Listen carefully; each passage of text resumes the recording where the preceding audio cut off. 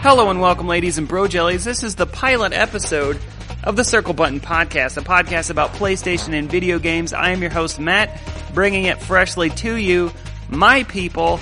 In this pilot episode, I introduce what this podcast is, who I am, and why it's worth your time. Later, I have a fireside chat with a gaming buddy about Star Wars Episode 7, E3 2015, including some predictions, our thoughts on the current console cycle, and other nerdly things. First, some notable news. This is the Circle Button Podcast. Now let's get it on!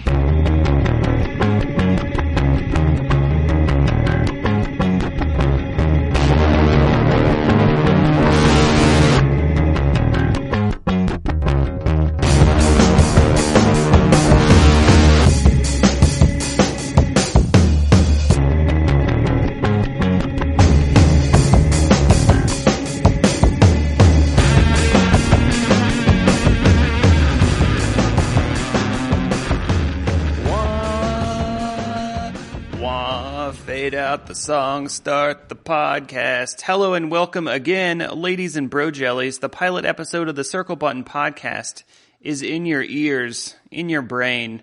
So I thought I would take a minute to talk a little bit about what to expect from this podcast, being as it is the first episode of the Circle Button Podcast. And for those of you who may not know, this is actually the second stint of the Circle Button Podcast. I actually had this podcast ongoing, started last year in like March, or sometime in March. So if you're thinking to yourself, damn, he's good at this, there's a reason for that. I've done it once before, so I'm quite incredible. So I wanted to take a minute, talk a little bit about what to expect from this podcast going forward. The Circle Button is going to be a bi-weekly podcast about video games and all things PlayStation. So obviously it's called the Circle Button Podcast. It is PlayStation centric, so there's certainly a preference for PlayStation platforms, but first and foremost, I am a gamer. I do own all three current gen consoles, so I certainly will talk about them all. In this episode, like I said in the intro there, going to be talking about E3 predictions. I'm just putting that on the table. So gamers of all flavors, if you're an Xbox or Nintendo preference player, there's room at the table for you guys, okay? I welcome you. I will not shun you often, all right? Nintendo fans, I think you're a little weird sometimes, but, I have a soft spot in my heart. I used to be one of you, okay? And we can talk about that later. Format of the podcast, I think generally speaking, it's going to be broken into three segments. First, I'm going to start with notable news. First and foremost, this is news relevant to PlayStation, but otherwise it'll just be news relevant to the video game industry. I say notable because, this is a bi-weekly podcast. I don't want to spend a ton of time talking about every detailed news story that comes out. So obviously, I'm going to hit on some things I find noteworthy or interesting. That's why I say notable. If it's relevant to PlayStation or just big news in general, things I find interesting. The second segment is going to be the fireside chat segment. So, this is just me sitting down with a gaming buddy, sharing a cup of tea and sitting by the fire, talking about, we discuss topics of the week or just general nerdly things on our minds. Pretty open-ended discussion about video games and geek things. This week, for example, there's a ton of Star Wars news, so I expect that conversation will discuss that quite a bit. But, generally gaming things.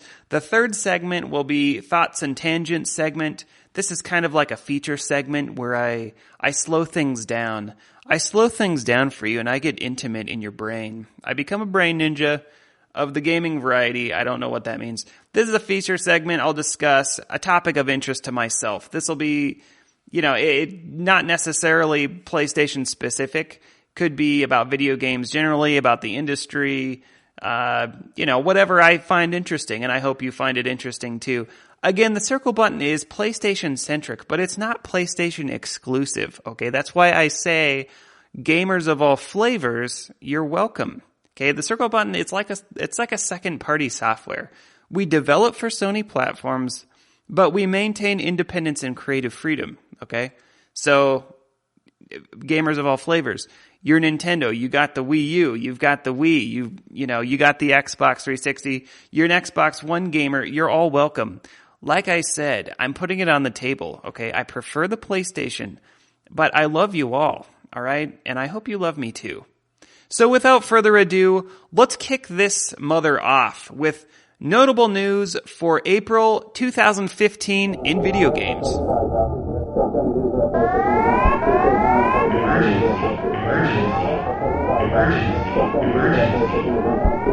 Incoming enemy fighters. Prepare for launch.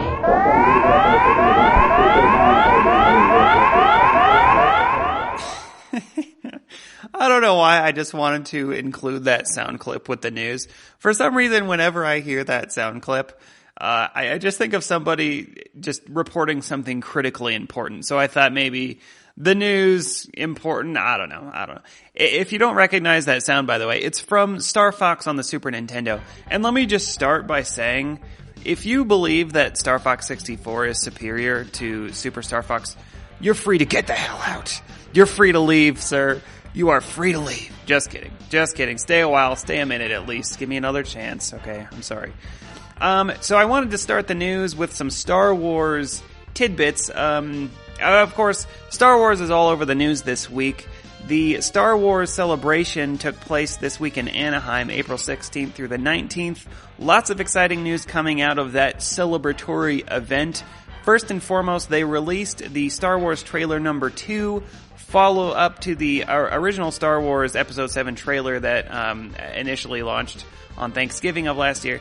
Anyway, Star Wars trailer number 2, let me just say this, and we will talk about this more in the Fireside Chat, so I don't want to go super in depth. But my first reactions were this. Number 1, J.J. Abrams, God bless you. God bless you, sir. You are just doing a fan service to this franchise. I am convinced more and more that he was the perfect man for this job. I was not one of these people that was just totally turned off with the acquisition and then with J.J. Abrams, etc., etc. If you're not convinced at this point that he knows exactly what he's doing, then you're not going to like this film, period. Because to me, it's already apparent he's creating a tone for this film that already tells me it's a film focused on lore.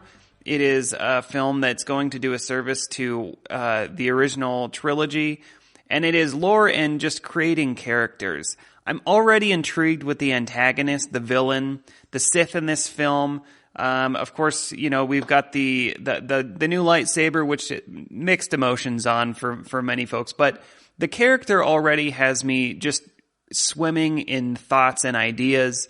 We saw the new kind of, and I don't remember the names of all these folks, I really should, but there's a new stormtrooper. Apparently it's a female.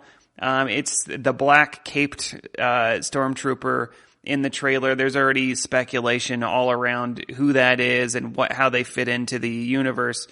Of course, we saw, again, we're going to see old characters. Of course, Carrie Fisher, Mark Hamill, Han Solo, Harrison Ford, all on the films. We finally got to see one of the original 3, and of course it was Harrison Ford as Han Solo there at the end. Chewie, we're home.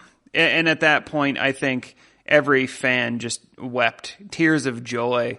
We're all home. On that frame of that trailer, we were all home, if only for a moment. God, December can't come soon enough. Number 2, I think J.J. Abrams, my initial reaction, practical effects are just back in sci-fi filmmaking. I hope that this starts a trend. J.J. Abrams said from the beginning he wants as many practical effects as possible. So we're going to see them as often as he can possibly put them into the film. I just remember being blown away by the fact that BB-8, the soccer ball droid, in the first trailer, it was announced soon after that is not CG. That is a practical effect. And immediately I'm like, I want a pet droid. I want a pet soccer ball droid. I will feed him, I will water him, and I will call him my own soccer ball droid. Practical effects are back in sci-fi filmmaking. I hope this starts a trend. It's apparent to me J.J. Abrams is staying true to the original trilogy. Of course, Lawrence Kasdan is doing the screenplay. God, please, if anybody is still doubting at this point, you're just not going to like this film, I'm convinced, because the proof is in the pudding. And the pudding right now is tasting quite tasty. It's tasting tasty, my friends. If you're not convinced, I don't know what your issue is, and you just don't like Star Wars. I'm convinced. You're crazy. I am so excited for this movie. I'm going at launch day dressed like a friggin' Ewok. So see you there, friends. The second bit of news, that was the first bit of news, down for the count. Second bit of news, also Star Wars related. Of course, Star Wars Battlefront gameplay trailer finally shown. They had announced it, I believe it was last year at E3. So we knew this was in development. It's from DICE Studios, fairly large studio in Stockholm, Sweden. Of course, they're known for the Battlefield series, which I very much like as well. So they had the gameplay trailer, gorgeous, many set pieces we come to know and love. Of course, they had said they're revisiting a lot of the set pieces from the original trilogy. We saw Endor, we saw Hoth.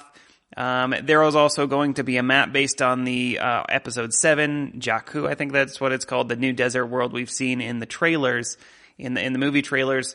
They said targeting 60 frames, up to 40 players, will be released November 17th on the PlayStation 4, on the Xbox One, on the Xbone, and Origin for PC, of course, because it's being published by EA. They also said Fett and Vader are going to be playable characters. How that comes into play, I'm not exactly sure yet. There will be, it will snap seamlessly first to third person gameplay, a lot of vehicle based combat. Of course, you can get into X-Wings, TIE Fighters, AT-ATs, AT-STs, etc. It just sounds to me they're opening up the keys. They're giving us the keys to the kingdom. And God, to be honest with you, I haven't traditionally played Battlefront games, but I'm going to play this one, okay? I'm going to play this one. Let's see, what else did they say about the game? So the game is based, obviously, on blasters, so apparently there's no ammunition. There will be a cooldown period for your weapon.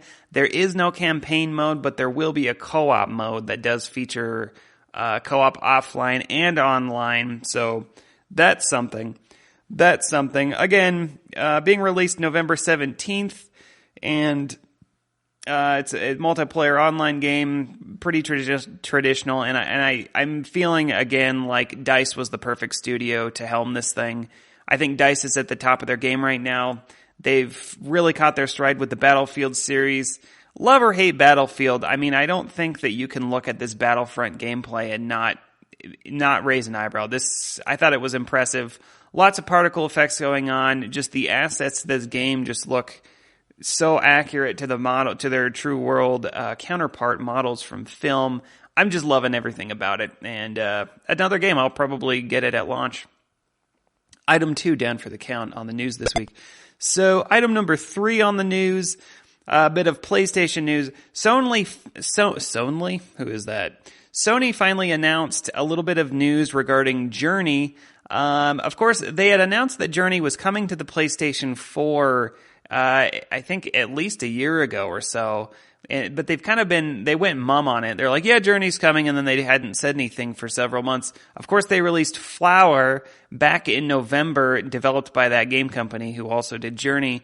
So ever since then, I've been kind of wondering where the hell is Journey and why are we not hearing a peep about it?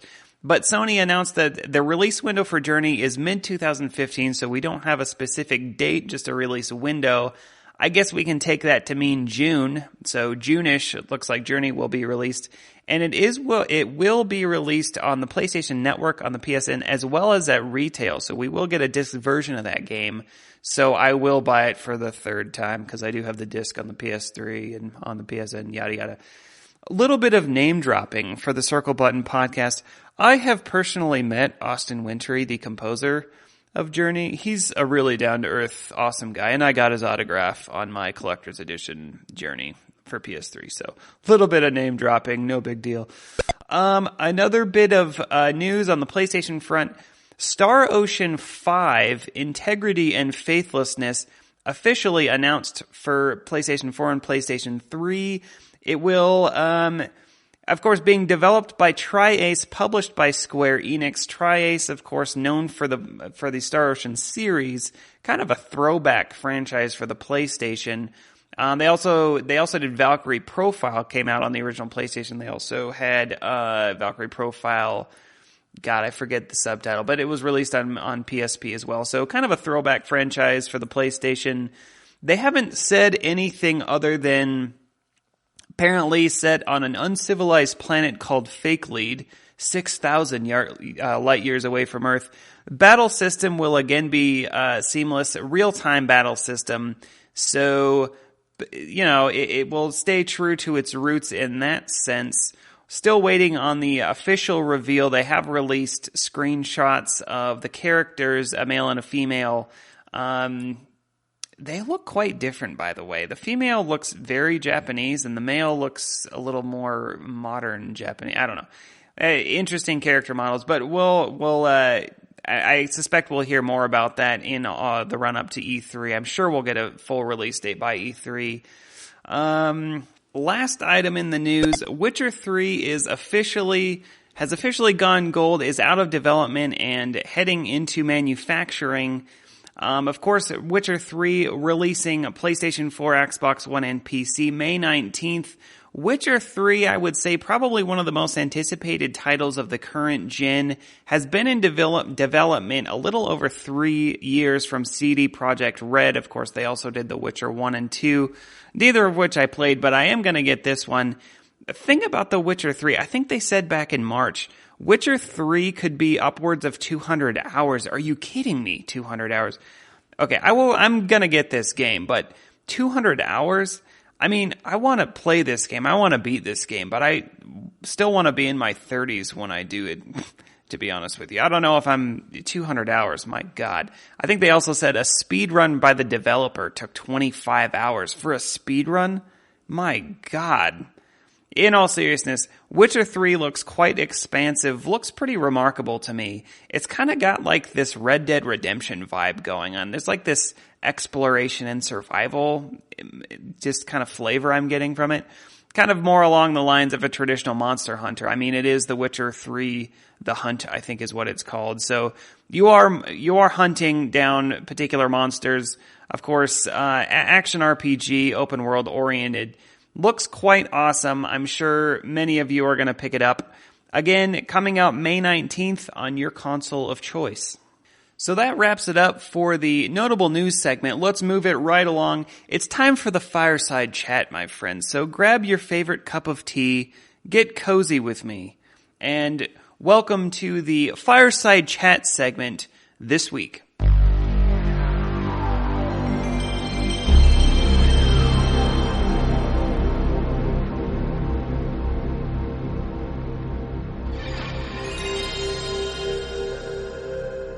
Circle Button Podcast, we're doing the fireside chat, which means I'm sitting down with a gaming buddy, and this is my gaming buddy. His name is Devin, otherwise known as Sonic Boom in the Room. You flatter me. You Say flatter hello, me too much. How are we doing, Internet?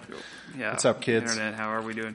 So, as I said in my little intro there, we're going to talk about some E3 predictions a little later. We're going to talk about maybe some games coming out down the road that we might be looking forward to. But first I wanted to talk about Star Wars, because it was a big week for Star Wars. Oh, it broke the internet practically. It did break the internet. It was a great week for Star Wars. I guess number one, and I didn't even realize this was going on until like a week ago, but the Star Wars Celebration happened this week. Yep. And that was in Anaheim, I believe, and two things came out of that I thought were awesome. Well, three things. Number one, trailer number 2 for the new... Yes, episode 7 that trailer. Huge juggernaut of an epic trailer of awesomeness. Yeah. So let me ask you this. Obviously, you've seen trailer number 1 and 2 at this point. Several times, yes. What was your first reaction to trailer number 2? Honestly, how good Mark Hamill sounds as Luke. Because we all know Mark Hamill. He's great with the voice acting. You know, he did Trickster in Flash not too long ago. And, you know, I don't know about. Being Trickster, that's what landed him role as the Joker. I always forget that he's like a voice actor. That's what he's been doing since like '86, since he's been relevant. That's his bread and butter. But he's phenomenal. You know, that he pretty much narrated the whole trailer. And he did, and it sounded like young Luke. It did. That's what's great is he sounded younger. Even though this is age-appropriate acting, you know? Yeah. He is the age he's supposed to be in the movie currently. So him sounding younger, which Luke always sounded, you know, we always know him as young Luke. Yeah, that's true. We do. The 70s haircut, mop top thing going on. Whiny. Power converters. So, okay. Trailer number 1 came out Thanksgiving Day. Trailer number 2 just came out. Your first reactions to the trailer, you were talking about Mark Hamill. He sounds awesome. So, obviously, the original 3, Mark Hamill, Carrie Fisher, and Han Solo, Harrison Ford, are going to be in the movie, confirmed. We finally got to see Harrison Ford at the end, but we'll talk about that in a minute. Leg intact. That was the magic of the moment. When he came on screen, everybody wept. That was the crescendo. I mean, that was the music sent chills down your spine. Yeah. The visuals got you all excited. But when you see him say, Chewie, we're home, oh, man, you just... We were all sploosh. Home. We were all home in that moment. What was I going to ask you? I've been kind of like... Okay, I'm a huge Star Wars fan. Everyone, hopefully, listening to this podcast is. If you're not... You're free to leave. Yeah, you can take a knee. We got this. You can take a knee. Sit a few plays out. So I've been kind of like, obviously this thing is all over my radar, but I've been careful because there's been a lot of like rumors / speculation on the internet. So I'm kind of like keeping my distance a little bit. You have to stay to the official sites. Stay to the official sites. Yeah. And I don't really frequent the official sites either much. So I'm kind of like going in cold turkey every single time something comes out. The timeline, and sorry, I just wanted to set this up. What's the timeline of this film? Is it 30 years after? Yeah, it's the exact amount of time from the last movie to now. So, Luke, Han, Leia, they're all how old they should be. See that in the movie they are in real life. Give or take a few years. Don't 100% quote me on that because I'm a big Star Wars fan. Not huge. I'm not going to sugarcoat it and try to sell you that I'm, Mr. George Lucas over here. But, I follow enough. Some could argue he's not a Star Wars fan anymore either. No. Sorry, I interrupted you there. Him giving up, side note, him giving up the reins, smartest thing that's ever happened. See, and that's actually the first thing I wanted to ask you too. Now that you reminded me, because I wasn't one of these people. When the acquisition happened, Disney acquired the rights to Star Wars. A lot of people were like, I recall, they flat out bought it. They flat out bought it, as a company of that size does. They just roll in and say, "How much money? Mickey Mouse? How many zeros?" Exactly. But I think a lot of people, and correct me if this is wrong in your estimation, but it seemed like a lot of people had strong feelings about that. Like, I remember people saying, "Oh, they're going to ruin everything," throwing their arms up in the air and assuming that Disney was going to Disneyize this thing. There was some of that, but a lot of that got squashed when people used the example of Marvel. That's a good point. They acquired Marvel within a year of that prior. And it's been marvelous. Really? That's what we're reduced to? Mm-hmm. Anyway. And it's virtually untouched. You have a different logo here and there, but Marvel's doing what Marvel does best, and you can't even tell it's owned by Disney. Yeah, and I think that's the best thing about it to me, is that when you're talking about franchises you love, you want those things to be bankrolled, and treat it like that. Disney is the bank for this amazing franchise, and I thought right away they knew, let's give creative freedom. Obviously, they're just buying it, Yeah. J.J. Abrams has creative freedom. They gave him carte blanche and said, make it shine. Make magic happen. Yeah. And magic seems to be happening, if these first 2 trailers are any indication. In any little slice, yes. So, the trailer, I'm trying to remember exactly what happens in the trailer. We saw a few characters, and that's another thing I'm kind of bad about. I don't know everyone's name in the character. I know that there's a young woman who, speculation, I don't even know if it's officially confirmed, but people are saying it could be Han Solo and Princess Leia's daughter. Yep. What's her name? Do you have Leia Jr.? I don't know. Okay, we'll call her Leia Jr. I'm horrible with names. Leia Jr. is a fox, by the way. I just want to point that out. Yeah, she's pretty good looking. And then you have the stormtrooper. I think it's played by John Boyega. Is that his name? John Boyega, the African American. Yeah, which that turned the internet on its face. Yeah, but that's storytelling in itself. That it's not Jango Fett's clone. Oh no, people. Yeah, story. That's true. I forgot about that part. Yeah, but I'm already intrigued by his character too. I feel like let's touch him for a minute. Okay. Can we touch that guy for a minute? As long as he touches us back. Okay. Hopefully he'll return the favor.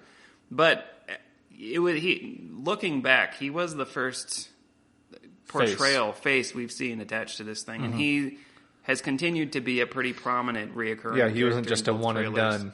Yeah. Every time I see him, I feel like he's about to die or something. He's like he's always sweaty and panicked, freaking out. It's like, seriously, he is having a heart attack at like every frame he's in the thing. Yeah. I am already very intrigued by his character. Do you have, because every time I see him, I'm swimming in thoughts. Yeah. I have kind of an early estimation of what he is. Have you thought about this much, or what do you think about it? Other than the speculation that, the clone army isn't what it once was, which after the Empire fell, let me push my glasses up, nerd talk. Yes. Of course, things are going to change, My good point. prediction is, he's always running from something. He's always looking panicked that he got himself into something he shouldn't have as a clone trooper, being someone, well, not even a clone. Who knows? Just speculation. Yeah. And he knows something he's not supposed to. He's part of something he shouldn't be, and he is some kind of middleman between the Empire and the rebels. For lack of better words, I don't know what we're going to name the factions this time around. That's another thing that I don't want to leave this topic yet, but I've heard that the Empire is now called, is it the Order? Have you heard this? I just recently heard this. We'll get an internet confirmation. The Order 1886? No, this is actually good. Oh, bombs dropped. Spoilers, I actually like that game. Okay, so don't make fun of me. By the big statue and box you have to the left of me, I hope so. You spent some Don't tell the internet that I did that, okay? You're already killing my cred. I'm sorry, you're going to shame me later, so I'm getting my true. jabs in while I can. True. That's an interesting read on it with the John Boyega character, the Stormtrooper character. You were saying that you feel like he knows something he's not supposed to know. Because I kind of have read it more as, and this is just, it's good to get different ideas. I'm like, maybe he's just having a change of heart, but that would make more sense. That he knows something he's not supposed to know. And like you, I'm going into this complete... Raw dog? Yeah, raw dog. Blinders up. I don't read anything on the internet. Yeah. If it doesn't come from the official Star Wars YouTube, I don't watch it. Yeah. All the speculation about so-and-so dying and this happening, I just earmuffs. It's true. Because until you watch it on the screen, it's not official, so I'm only going with what they give me. I'm sure there's a million Star Wars people out there saying, I know exactly what's going to happen. Oh, I'm sure there's someone right now losing it, and they're grabbing their lightsabers saying, you're wrong, you're getting it wrong, and that's fine. We're not the best at this. Well, that's debatable. Yeah. So anyway, he's an interesting character. I really like what I'm seeing out of him. Just already, we're just seeing a very stressed person, and that tells me that this is going to be a conflicted character. Just tension. I'm guessing, because in the second trailer, we saw Leia Jr., whoever that person's name is, sorry.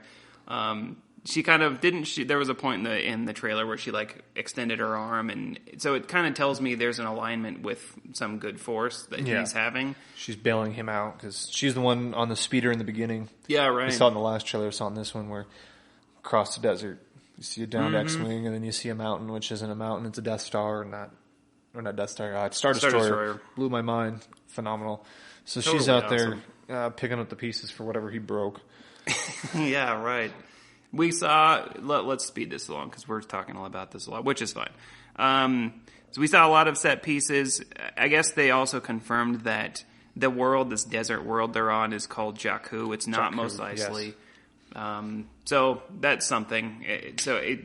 I kind of thought that they were doing a throwback when we first saw the first trailer that this was going to be Mos Eisley. But new world, which is fine. Different coat of paint. Different coat of paint, but it's it's similar in shade and color. So, I guess a set piece that we're used to. Obviously, we saw, what we see? Star Destroyers, we saw X-Wings again. Every time I see an X-Wing. Imperial Guard. all fancy. Yeah. They're really, really cool. And then the TIE fighters are subtly different. Did you notice that? Yeah. They have like white paneling and such, so that's something. And obviously, like the stormtroopers, they were subtly updated. Yeah, their modernized. Blasters look different. I mean, attention to detail out the ass. Yeah, Wait, totally. Can I swear? Hold on. Can I swear on this? You can. Okay, but no F-bombs or S. Oh, okay. No. You can say ass. This is for the kids. We probably should have discussed this beforehand. Yeah, that's fine. Is this something we're supposed to talk about off mic? No, it's cool. Inside baseball for the fans, I will talk inside baseball for hours. For hours. Yes, hours. Star Wars. So kind of a new paint job on everything. It all looks modernized, et cetera, et cetera. I guess we can go to the end. What are you feeling like with J.J. Abrams at the helm of this thing? I feel like what he's done in the past, with the Star Treks. Yeah. He knows how to make a movie. Yep. You can debate whether he knows how to make a Star Trek movie. There's people on both sides of that fence, but I think he's taking this at very seriously, and he's putting a lot of thought into it. Taking his time, obviously, and obviously lots of money. I don't think we're going to be disappointed. I think this next trilogy is going to be, I won't say it's up there in terms of as infamous as the first three, the original three, but it'll definitely do better than pod racing. Pod racing trilogy. Yeah, people are going to die. Oh my god. Yeah, we can talk about that's a whole nother podcast. Yeah. Jar Jar Binks deserves nothing, but I mean the terrible things he has done to film deserves a podcast in and of itself. Deserves to just be in a dumpster fire. He who must not be named. Yeah, he should. So anyway, trailer I give 2 big thumbs up. Yes, 2 rock hard thumbs up. Rock hard thumbs up, and I'm with you on that, and I think that's a good point because I was amazed to hear that some folks. I loved the Star Trek films, and I don't really like Star Trek that much.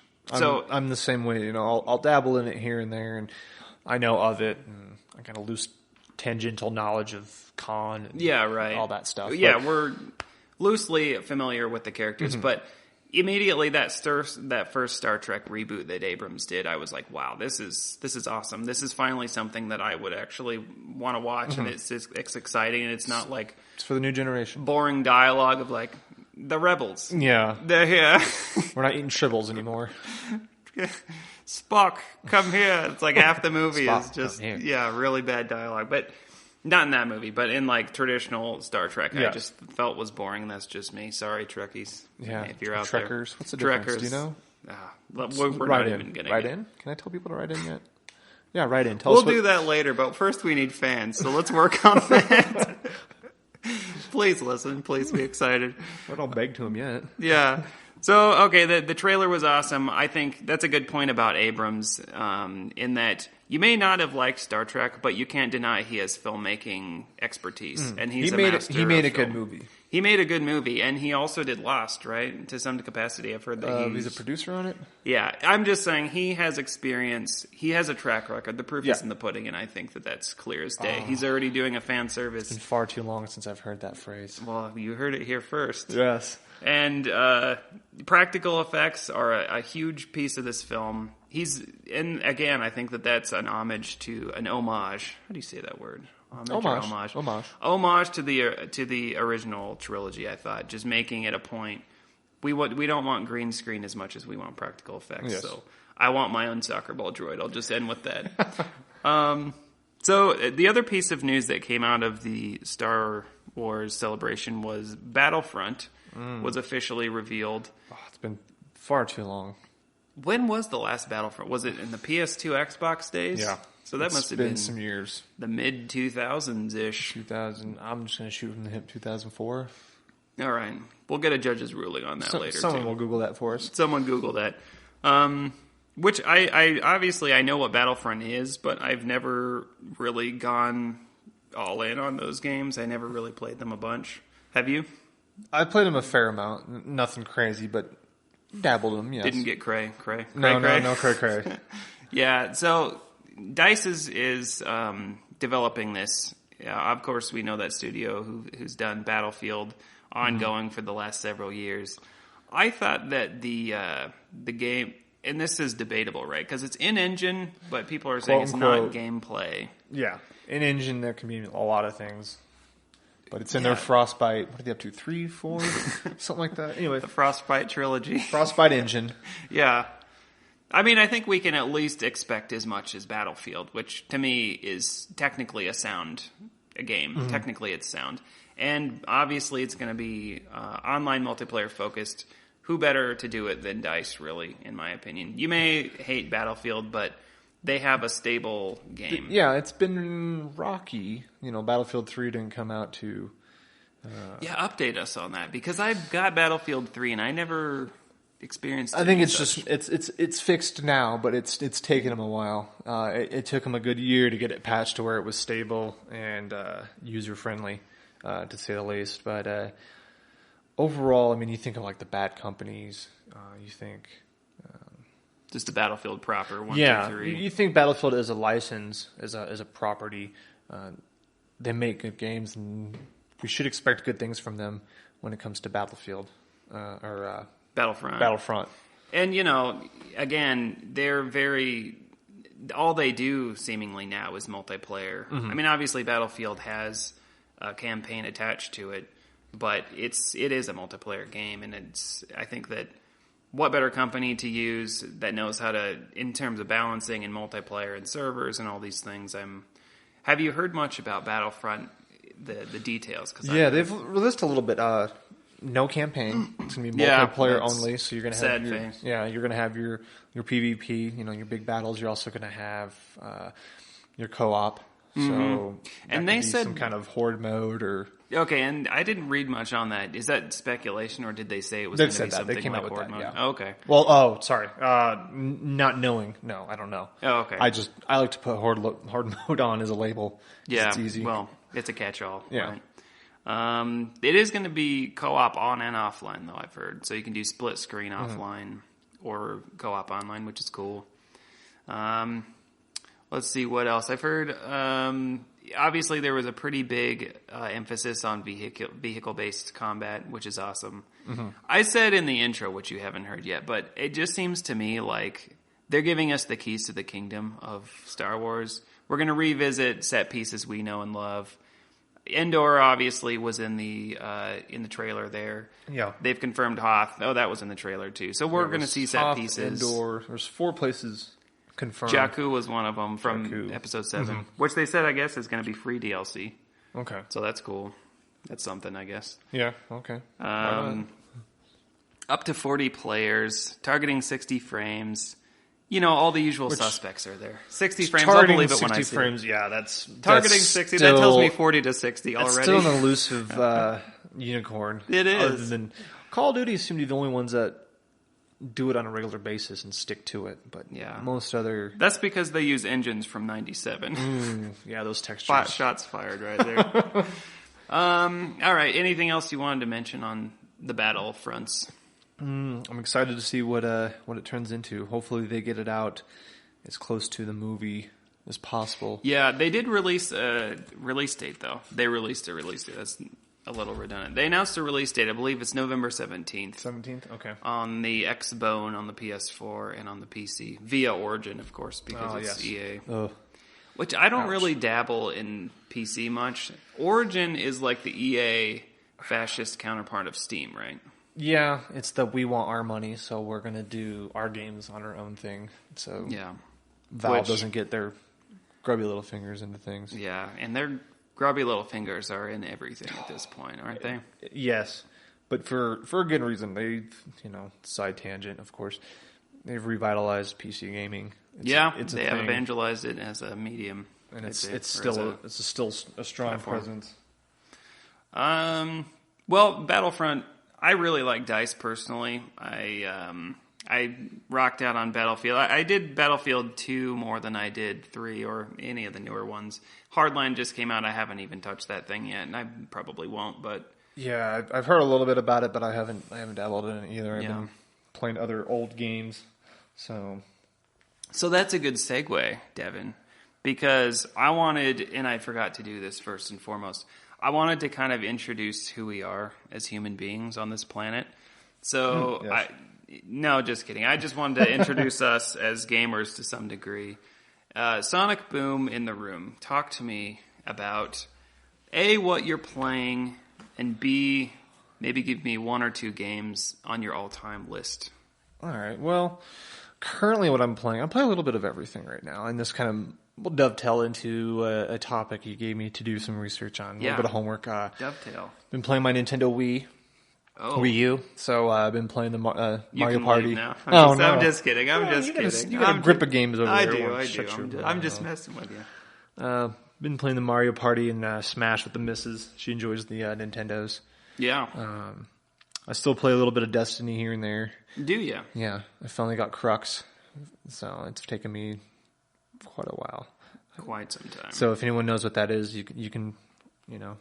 I feel bad, and I don't mean to cut you off here. I feel bad with Destiny, and this is my conundrum with that game. I got it at launch. I actually have the overpriced plastic edition. What they call it, the Ghost edition. Yeah, the Dinklebot edition. Yeah, Dinklage in a box over there. I was really looking forward to it. I did the beta. Mm-hmm. So, I knew what I was jumping into. And I went all out on that game for about a month. And I felt like all my friends were playing it, and they played it for quite some time, but I've been out of it for so long now, I feel like I can't get back into it. Because I feel like I'm so far behind everyone else. Like, you just said a word I've never heard, and that just makes me want to not ever play it again, because you just said it took you a year or two. Yeah, not a year or two, a couple months. Right. The new Crota's End DLC was out. It's the exotic you get from Crota. I should have the last exotic I need, but people that know what that is can feel for me. Just feel you. Yeah. Other than that, got back into Titanfall. That gem from last year. Because I've recently got not recently, but I got a 1 since that game came out. I originally played it on the 360. I'm playing it on the 1, enjoying that. Is that the game that made you buy an Xbox One, or did you just happen to pick that up? No, I got a 1. I can't even tell you what I got a 1 for. I don't even know what the game is. I just got it not too long ago. A couple months ago. So what's the retail on those things now? Is it $350 or $4? It's $350 from most places. There are a couple retailers out there that have it still at $4. It's an unofficial, temporary, limited price. It's not an official price cut yet. But I did know that. Yeah, mostly I'm playing my 1. I got the new the Need for Speed Presents Fast and Furious download. I forgot to download that, and I feel bad. No. That was Forza, by the way, wasn't it? Forza Presents. Forza Presents, yeah. It's a nice little slice of what Forza Horizon's like. Which I haven't played either. Yeah. It's a good little... I've heard it's very good. It's like a demo, but you have all the cars from the Fast and the Furious movies. Not all of them, but like 10 of them. I wanted to download that, first and foremost, because it was free. And I know that Horizons is pretty damn it was good. free. I think now it's up to $10. Dang. It's still for $10. I would recommend it if you're curious about getting into the Horizon universe.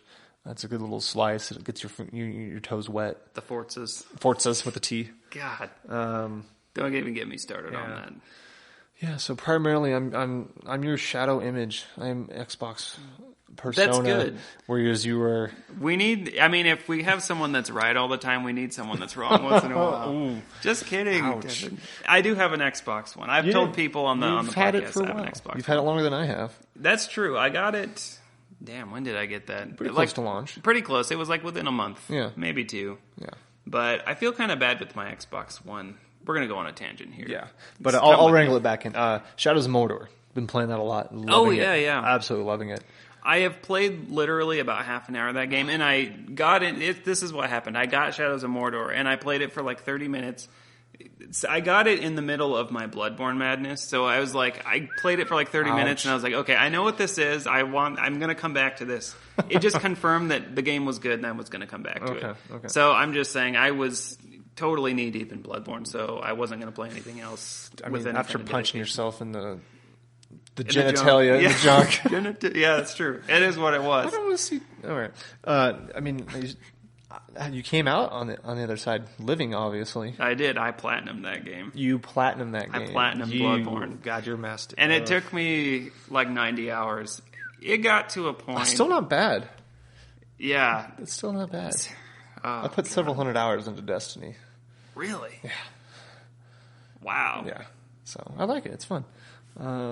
So you're playing Destiny. You're doing your Wii U. Wii U, Destiny, Sorry, Shadows. Did you say Wii or Wii U? Wii U. Wii U, okay. Yeah. The new Mario Party. I My feel amiibos. terrible. Your Just don't get me started.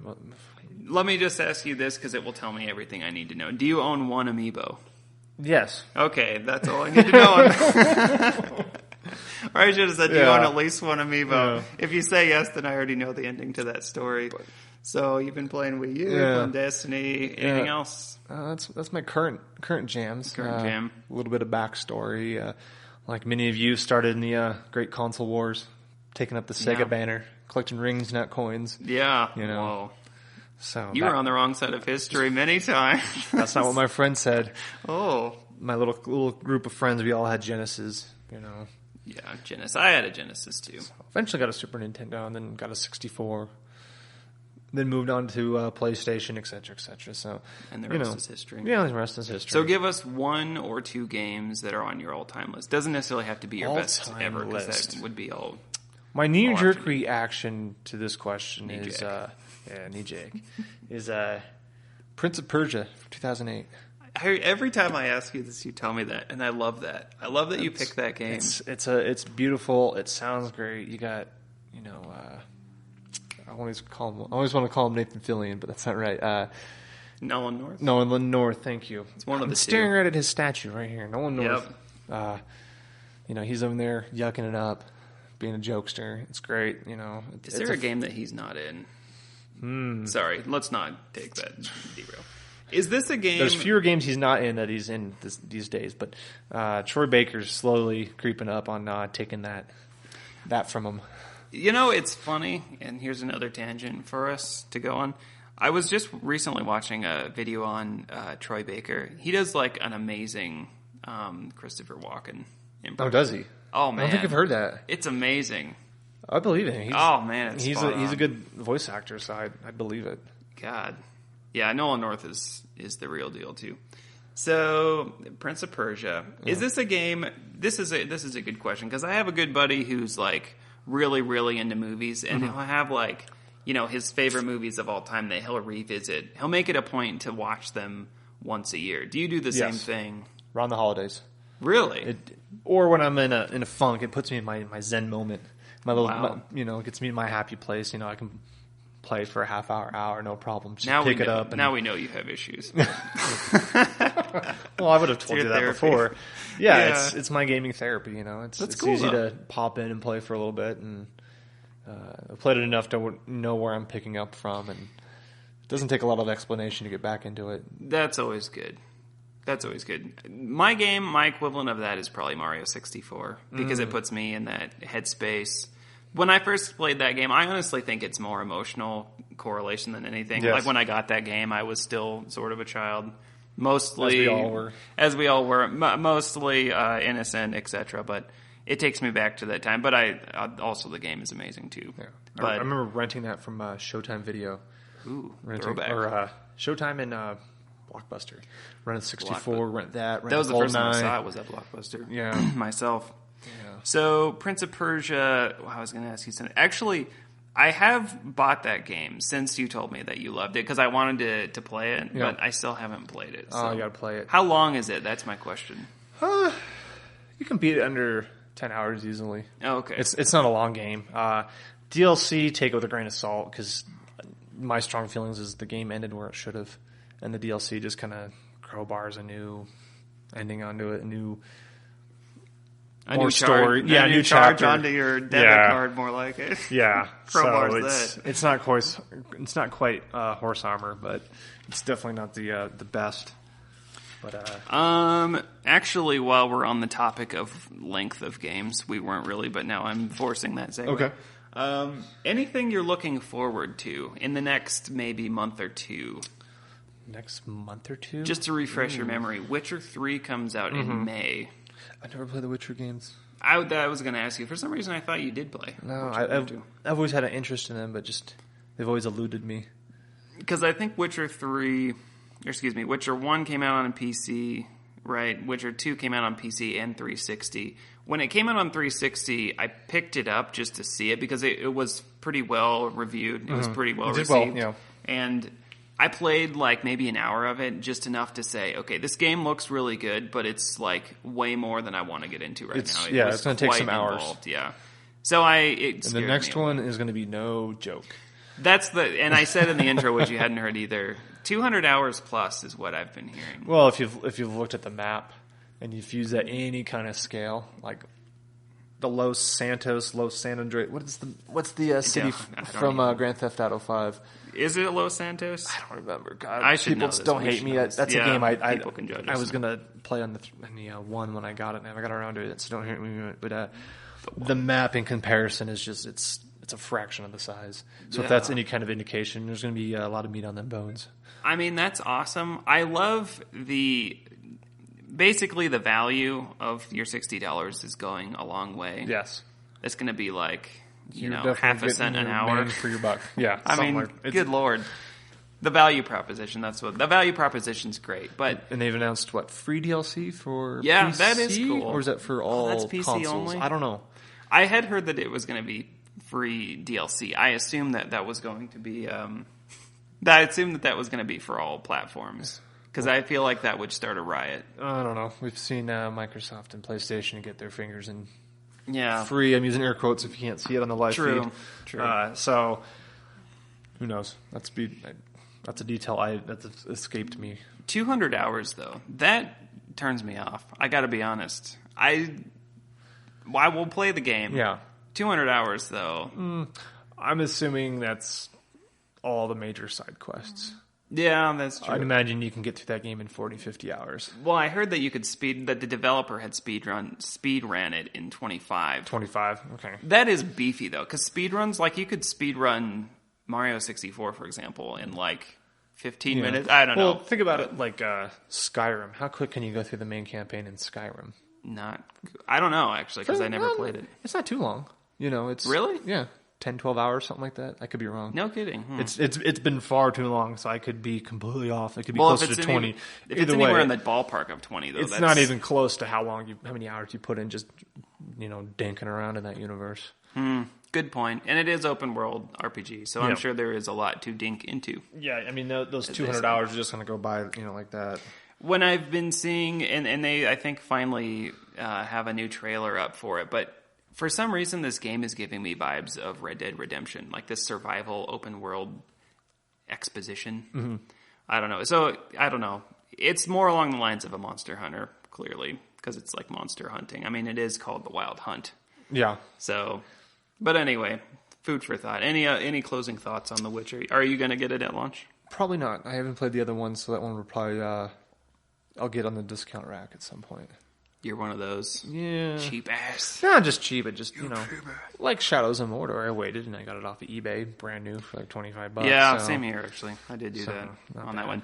Actually, my gaming pickup of my score of the month, we're going to have to make this into a segment. Okay. I picked up Sunset Overdrive on the Xbox One for $16 brand new. Nice. Best Buy was doing, literally, it was like a 2-hour sale. And then I have Gamers Club Unlocked, which gives you $20 off any new game. Sweet. Yeah, that's a good deal. That is a good deal. Because that just came out with its last set of DLC. Oh, so did it? Yeah. So you got plenty to play there. Yeah, I haven't even opened it yet. Yeah. But like I said, I've been doing another Bloodborne. open world jam. Bloodborne was an experience, and I'm, You were chronicling that on the book face. I was. I'd see the videos every couple of days. A new one would crop up, and I felt like this journey is continuing. I'm journey into madness. I'm still doing it. I'm still trying. Yeah, every time I defeated a boss, though, I just felt like I had to tell the world that I did something. Well, yeah, definitely. My God. That's a genre where when you do finally defeat a boss, it's definitely, something to hold your head up high. You're going to champion yourself because Those games aren't a pushover. And a platinum trophy. Yeah. Platinum. Let me remind you. You need to frame that and put that on a wall. That's a great idea. Oh my God, that's a great idea. I need to do that. Dude, I'm going to do that. Yeah. Next podcast if I haven't done that yet. And here's something to comment. Phil Spencer, friend of the show. Who's that? Just kidding. I'm just kidding. I know who Shoot is, but yeah, I'm being nice. He gave total props to. No, he did actually to them selling 100 or 1 million copies. He did. I saw that, and he said something like, "New IP isn't an easy thing to do," which is not. It's not. And that genre too. It's it's a known genre to be very challenging. I won't say difficult because it's challenging. Yeah, when you die, it's your own fault. Here's one thing, and just I'm gonna ring my bias bell here for on bias the Sony. Bell. My bias. I don't know what that means. Is there gonna be something in the backdrop for that? Shut your face and just let me. So here's one thing I give Sony props for is that is not really. I wouldn't call Bloodborne or the Souls series really like a marketing. I wouldn't call it a marketing giant because it's so difficult, and difficult games are just not games that usually sell like Call of Duty per se. Yeah. So I'm glad to see it selling. I do think because they're marketing it, but lack of a better word, sells itself. It's something you can market it and you can put something on it to say, hey, this exists, but you can't push it because it's like advertising. We're going to punch you in the junk for free. It's like, who wants that? True. Nobody. No. You don't want to say too much about it. Yeah. So, but yeah, I see what you're saying. Where it's a hard genre to market, to push. It is. And again, I don't think that really challenging games sell incredibly. My personal sense is that games have gotten a little easier in the past 20 years. I mean, you think to like the NES days, there were some hard jams on that thing. And when you got a hard game, that was the only game you got for a couple months. That was what you saved up for and you bought because that box art was totally sick. That's true. When you come to find out it's awful. Well, and it sucks to be you. You get to play that for the next couple months. It's true. The invention of Bayou Billy. God.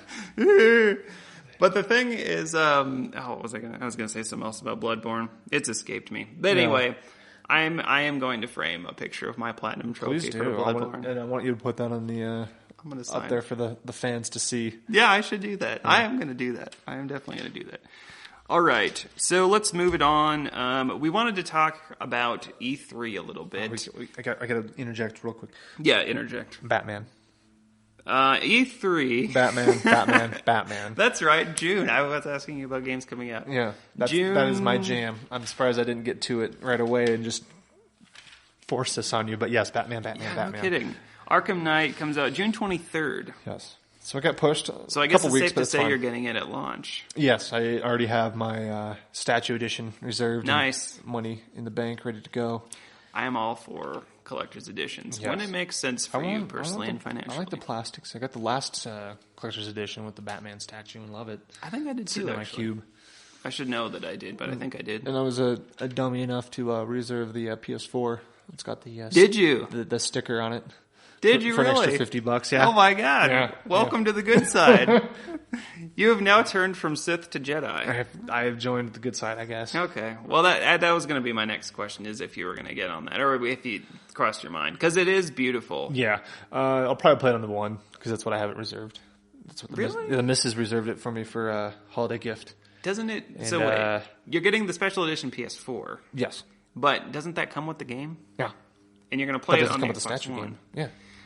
Okay. You don't understand. I've get all the trophies, all the achievements, all the golds. Yeah, the first one I played on PC and 360 to double dip on those achievos. Yeah. So, all right, I won't question you because I've done things that I can't rationalize or explain. Yeah. So, okay, Batman: Arkham Knight. E3, you were saying. E3, I was saying. Anything else actually in the coming months that you're looking forward to, particularly? That's really it, honestly. Summer seems a little slow. Yeah, it's the doldrums. Yeah, per usual. Everyone's getting ready for E3. So true that. There's your segue. And I expect E3, there's going to be a lot of announcements that we don't see coming and that we don't know about, and then suddenly fall is going to be busy. That's usually how it goes. This fall's already shaping up to be big. So Halo 5, October 27th.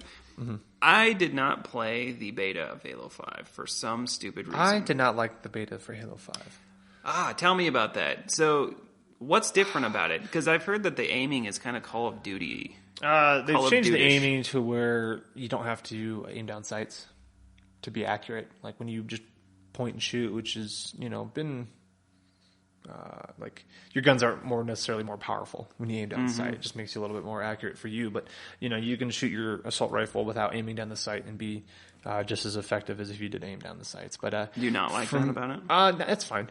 For me, what I didn't like was as stupid as it sounds, controls. I couldn't wrap my head around it. That's not a stupid thing. I mean, it felt clunky, and it's really? beta, and that's fine. I'm not going to hold it against it.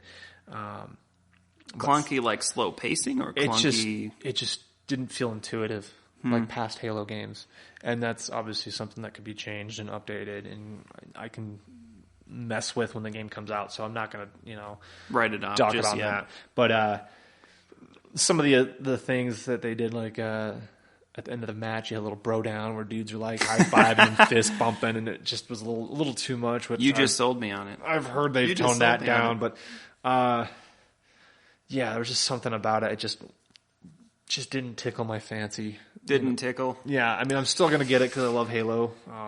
Yeah. I'm going through the Master Chief Collection slowly. But yeah, I'll definitely get that at launch. I always do. I mean, how many LAN parties do you remember playing at the GFL? Oh, man, countless. Yeah. I just hosted a LAN party, actually. I don't know why I didn't think of you. Yeah, well, hold on. Let me hit refresh on my iPad because I didn't get that invite. I'm so sorry. Did you send it to my email or directly to my phone? Because I didn't get that. I mean, I do believe it was a phone. Anyway, let me reset my device. Maybe that's why. Let's talk about E3. Okay. I'm sorry, I didn't invite you. I never will make that mistake again. Metal Gear Solid. I'm here now, so that's works for me. That's true. You're the only one here, too. Exactly. There can only be one Sonic Boom in this room. Yeah. There's only one. There's only enough room in this palatial estate for my ego. So just barely. Yeah. Metal Gear Solid 5 launches September 1st. I think that I had this on my notes that I sent you, but and I don't know why I choose to go on this tangent for 2 seconds. Metal Gear Solid, to me, is kind of one of those franchises that I've fallen out of love with a bit. It's gotten a little too crazy-ass for me. I got a warm spot for you because I was in the same boat after 3. Yeah, 3 did it to you? 4. 4 broke you. Everything after that, I'm like, it's getting long in the tooth. It's getting too self-aware, too self-assessed. Too complicated, the story's just too out there. I'm just like, wrangle it in. Yeah, it's hard to keep track. I want to play the game, but I don't want to have to keep like notes just to remember what's happening in this universe. Because it's gotten that crazy. You have to have like yarn and pins on the wall to friggin' string together why this person. Anyway, did you play Ground Zeroes? Did not. That $40 demo. I've been out of the. I've been jaded with the series for a while, so I've been. I'll get to it when I get to it. Yeah, that'll be. I got the plastic arm edition of Metal Gear. So did your arm work? Well, I haven't gotten it yet, but I'll tell you. Have you seen that what's edition? the sword for Rising? Which one? There's a special edition. That's Metal Gear Solid Rising. It's like electricity. Yeah. Or I don't whatever. have that one actually because it wasn't. I'm thinking of something else. Sorry. Again, that was the Kojima. Kojima didn't do that one, so I don't consider it canon. What's up with that? I know. The inside dish on that. I'm a snobby. On what? What he got shit-canned or what happened? So apparently he was. The speculation is that he was fired from Konami, and then they recently just said that he's not with the project any longer. I don't know. I don't actually. Again, like I said, I've fallen out of love with Metal Gear a bit, so I'm not like a Kojima follower much. I follow him on Twitter, which basically means I subscribe to like ramen noodles weekly because that's all he does on his Twitter is take pictures of his noodles and Instagram. It's crazy, man. So okay, Metal Gear Solid 5 comes out September 1st. Okay, let's move on to E3. All right, finally E3. Here we are. E3. By the way, Ground Zeroes it plays really well. Its story is crazy, but it plays super well. E3 2013, oh Lord. 2015, what year am I in? This isn't your first rodeo. So E3, when is it even happening? Is it June? June 17th. June 17th, or thereabouts. Judges ruling internet. 14th through the 17th, 17th through the 19th, something like that. I could believe it. I'm taking the day off. Really? That's a good idea. I should do that, too. I just want to stream it and watch everything. Last year I didn't, and streaming everything from my Cube. I'm doing it, too. My Cube. That's exactly what happens. I was frowned upon by InfoSec, but yeah, I'm going to take the day off, stream everything, stream the presser for Sony and Microsoft, and then... We should do that together. That's what we should do. Friend of the show, Dan, he's getting in on this. We're probably going to Skype in together. Oh, wow. And we're gonna jam on it. So, well, dust off that one, and we'll boogie down. See if my Xbox still works. That's a good point, though. I should just take work off, because what happens inevitably, if you go to work, nothing happens at work. You don't do anything, but you're hitting F5. You're hitting F5 every 2 seconds. That's Twitter. All that's happening. Yeah. So you can either go to work and just, be a fool at work, and everyone will wonder why you're not doing anything. Get paid to be a fool there, get paid to be a fool at home. Yeah, so I'll be a fool at home that day. It's a good point. I'm gonna call that in. So E3, I wanted to just do some maybe predictions, one for each of the big three. Okay. And as I think about it now, Nintendo is not going to have a stage presence at E3. They don't do E3 anymore, which that's fine. They've always done their own Nintendo Direct. I mean, they're still going to have a presence at E3, right? But they're not going to be on stage. They're not going to have a stage presentation. They'll have Nintendo Direct the day before, which is equivalent to the same thing, but they don't rent booth space, essentially. Or as much of it. Bad decision, Nintendo. Very bad decision. We'll start with them. How about that? Yeah, why don't we start with Nintendo? Okay, so they won't be there proper, but they'll have a thing, of course. I mean, let's just kind of update on the Wii U a bit. Mm-hmm. The Wii U... Again, we both own one. Still $400. We own one. Oh, man. Snaps. Believe you me. We both own Wii U, and the MSRP is what, $250 on it? $300? It's still $400? No. $300. It's $300. $300 I could believe. Or is it $350? We know our stuff, okay? God. We're going to be better next time, Internets. We'll be better about this. Anyways... Still full price, whatever it launched at. Yeah, that's true. And it's kind of a de facto price drop because they pack in games, but they don't lower at retail what it costs. So that's kind of a de facto, but still it's $350. They pack in games that would normally cost you at least $50 because they don't lower the price on games. And that's true. And right now they have, I think it's Nintendo Land, is that what it is? And then Mario 3D World. 3D World Land. That's a great game. Me and the missus went through that. And I have it factory sealed over there. Oh, it's fun. Yeah, I know. It's such a return. And like you said, you love the Mario 64. You're going to love this. Get the boomerang suit. I have no excuse. It's great. It's great. I guess all of this to say, and sorry to derail us, Wii U actually has a pretty good catalog of games right now. I think they're catching their stride a little bit. It's unfortunate that they're not selling worth a damn. It's a failed system at this point. Yeah. I think that you can say it was a market failure. About the new Wii U 2 or whatever the NX is what they're calling it. U and next. I am going to talk about the U. We next. Are we next? Are we next?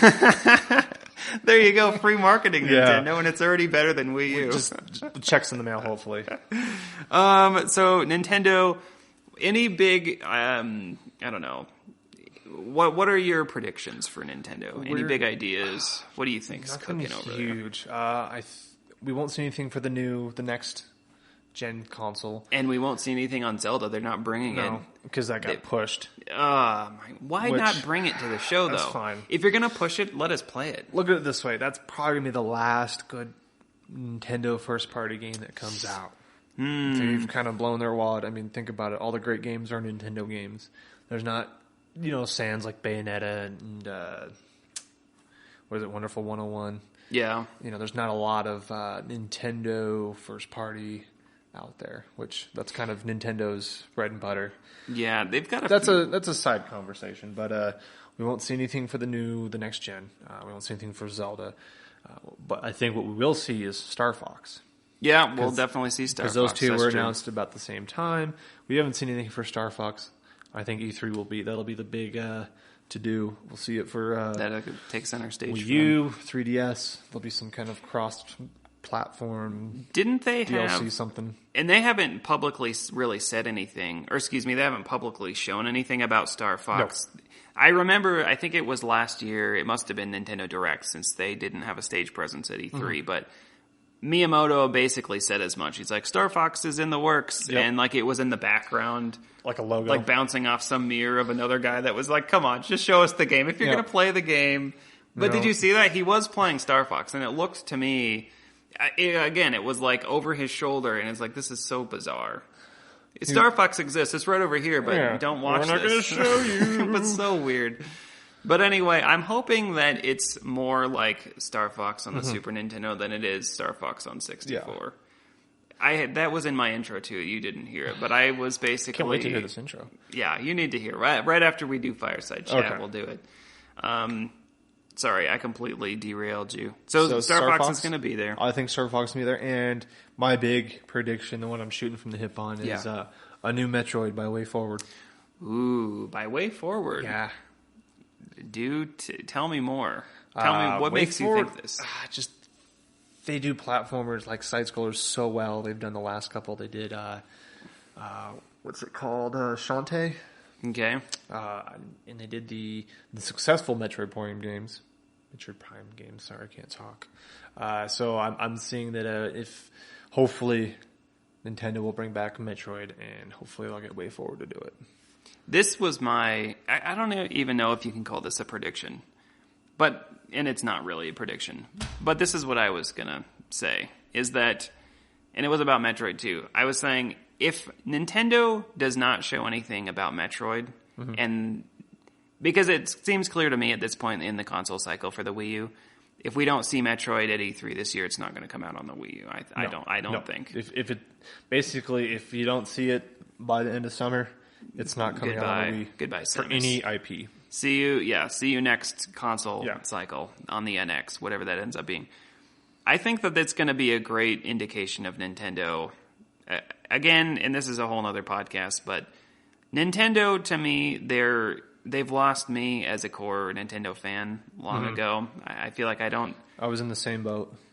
And maybe the Wii U, I haven't played the best games on it yet, so I'm probably prematurely saying this. But coming back to Metroid, if they don't give us Metroid, I feel like the Wii U is completely lost to me, and I don't think it's... I guess for lack of a better way of saying this, if they don't show anything Metroid, they're not... I feel like they don't have a pulse on their core fans anymore. And Metroid traditionally has not been...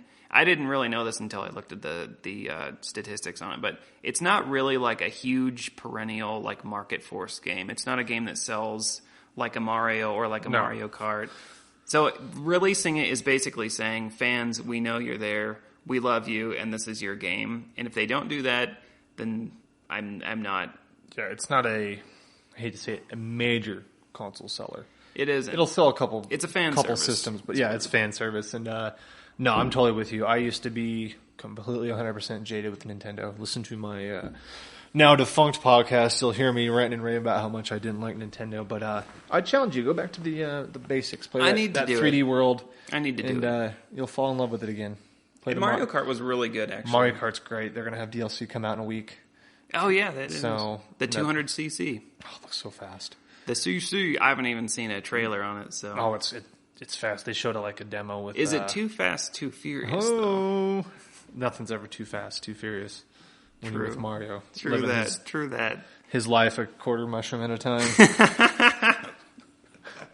Good one, Sonic Boom. There you go. I try. So I don't really have any predictions for Nintendo. I did want to say this one quick thing.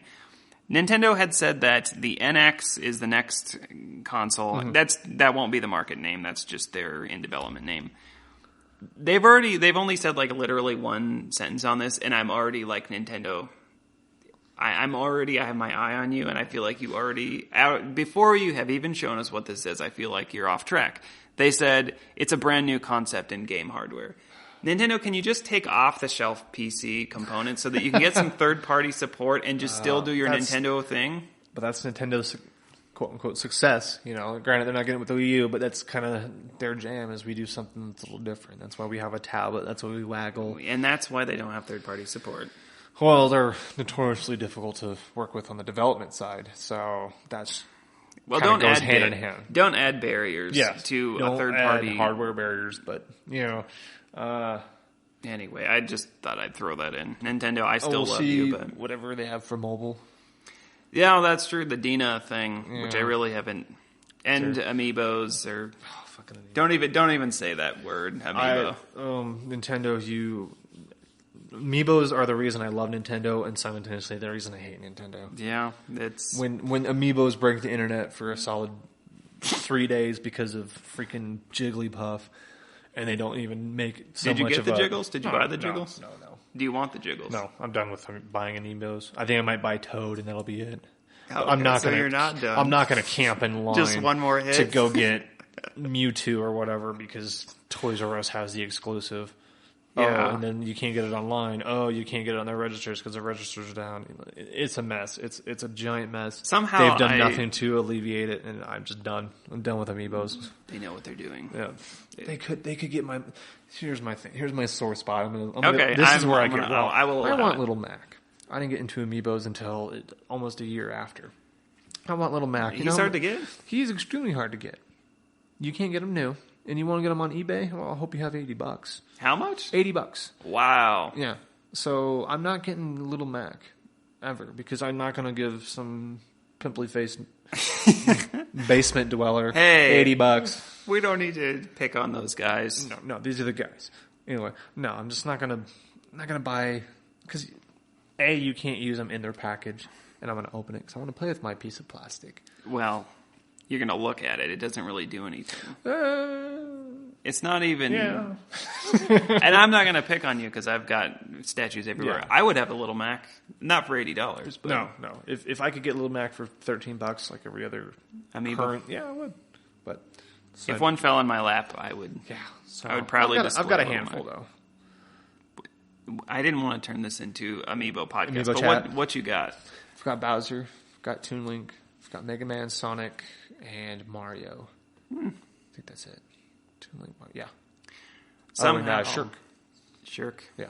Somehow I have averted them completely. I don't own a single one. I don't know how, because you look around this condo and there's just statues everywhere. Why don't I own Amiibos? I don't know. You're fine. You're better off for it. Okay, Microsoft. Any big predictions, earth-shattering? My big one, and of course we're going to have the safe things. We're going to see more Halo. We're going to see Gears. Yep. We'll see... Forza 6. Forza. We'll see... Forza! Or no, because they revealed at some Detroit car show. But we'll see it some more. Well, we'll see. It'll have a stage presence. Rise of the Tomb Raider. Yeah. We'll see. We'll see Rise of the Tomb Raider. Not for the first time, of course. I'm just saying these are going to be big. Yeah. Call of Duty, Blops 2, Blops 4, Blops. 3. Sorry. Thing will be there. My big... Blops. It's not a huge stretch because they've already kind of said they're doing something with this, but I see Rare coming back with either Banjo-Kazooie or Battletoads. I'm thinking Battletoads. That was my thought. Because they already have something in the works. I forgot what it was, but they're doing something with Battletoads for some DLC or some download. But I would like to see a full game. That would be a cool throwback. With Zip, Pimple, and Rash. There it is right there. See, and we're talking about games that used to be impossible, still are. Yeah. But old games that were difficult. That would be a cool throwback, I think. Yeah. So yeah, I think that's my big prediction other than the safe. We'll see lots of games. Connect's dead. Leave that in the dirt. Connect is dead. I have one. We'll see official price drop this time. It won't be this limited time. It'll be I agree. I think it's going to go. We'll see bigger hard drives maybe. That's a good thought. I don't think we'll see quite a redesign yet for any of them. I don't either. People are talking about redesigns. No. I just don't see it right now. No. I could be wrong. Because we're still doing the white consoles, the bundled consoles, and those are still doing fine. Especially PS4. They don't need a redesign. They're still selling those things like crazy. Yeah, so I don't see any reason for it either. I don't see any maybe some internal remodeling, but you won't see a different plastic box. Yeah. But yeah, as far as Microsoft, I hope to see a bigger indie presence. I'd like to see Cuphead finally, whenever that's going to come out. Cuphead. I know nothing about it. Tell me about just go check that out. It's from an E3 last year. It looks phenomenal. It looks like an old Steamboat Willie game. Like Steamboat Willie, but the game. Old, you had me black and white. You had me at Steamboat Willie. Looks great. So, didn't they have Below last year? Is that thing out yet? It's like an indie... It's an indie top-down... I don't even know what this is. It's a very artistic indie. No, it's not out yet. But I'm thinking about it. Yeah, that's still soon to come out. Hopefully that comes out soon. Again, we need to brush up on our knowledge. That game is, as far as I know, hasn't made a peep since that E3. Yeah, you know what other game? Well, we can get to that when we get to it. Any other thoughts on Microsoft? My thought was Battletoads. I feel like that's coming. I think that would be a cool a cooler like fan service throwback for the core than Banjo would be. That's just my personal opinion. See, I'm also biased. I think Banjo's a dumb character. Well, you're dumb. Okay, I'm sorry. I just hit a nerve there. I love you. I love you as well. Let's make out. We'll see Phil Spencer come out with a rad retro T-shirt to some throwback that we'll get a game for in another 6 to 8 months, like we always do. Usually you can predict these things based on Phil Spencer's wardrobe. Yes. If you go back, every major announcement, he wears blue the day before. I'm just kidding. No, seriously, he wore a Limbo shirt and that came out. Then he had a Battletoad shirt. And where's Battletoads? It's coming. It's at E3. That's what's happening. All right. Now on to our Lord and Savior Sony. Just kidding. Any big predictions for Sony? You know, I've been racking my brain. This is the hard one to predict because they're doing so well. I think they're going to play it safe. We'll see Uncharted again. We will even see. Though it got pushed. Yeah. We'll see God of War. Yeah. We'll see. Wait a minute. God of War. Are you talking about the remaster or the unannounced Sony Santa Monica project? We'll see a true God of War. You know, Kratos shouting at Ares, doing something crazy. I don't know if we'll see Infamous, but we'll probably see a Resistance. I think they'll still keep pushing that. That would be interesting. We'll see. Hate to say it, we won't see anything from the camera, but they'll push their Sony TV thing, whatever that is. Project Morpheus. Yeah. Oh yeah, we didn't touch on 3D, have we? We don't need to either, unless you really want to. No, don't they have a little set-top box that does... oh, yeah, the Vita TV. Yeah. I think that's basically already came and went. Yeah. I don't even think they waste time on it. They might have a picture of it somewhere, but I don't think they talk about it. It'll be a footnote that it still exists, but we won't see anything for Vita. They'll push indie. Yeah, I think they'll push their back catalog. Vita's still going to be an indie box, which is fine by me, but it's, But yeah, I think it'll be, I hate to say it, but I think the C3 is going to be safe. It's not quite mid life cycle for these systems, but it's past the new release.